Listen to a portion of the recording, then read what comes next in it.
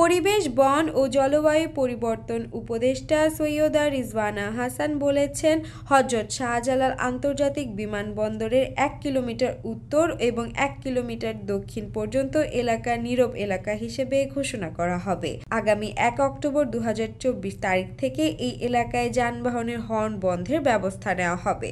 তিনি আরও বলেন, বিমানবন্দরকে সিঙ্গেল ইউজ প্লাস্টিক মুক্ত করতে বিকল্প সামগ্রীর ব্যবহারে উৎসাহিত করা হবে। মন্ত্রিপরিষদ বিভাগের নির্দেশনা অনুযায়ী এই কার্যক্রম জোরদার করার সিদ্ধান্ত নেওয়া হয়েছে।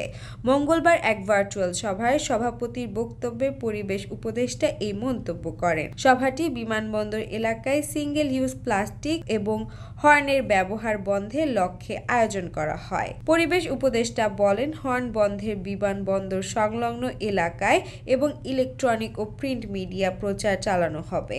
১৭ সেপ্টেম্বর বেসামরিক বিমান চলাচল কর্তৃপক্ষ সংশ্লিষ্ট বিভাগ ও সংস্থাগুলোর সঙ্গে সভা করে পরিকল্পনা চূড়ান্ত করবে। আগামী ১ অক্টোবর থেকে পরিবেশ অধিদপ্তর, বিআরটিএ, সিভিল এভিয়েশন এবং ট্রাফিক পুলিশের সমন্বয়ে মোবাইল কোর্ট পরিচালিত হবে।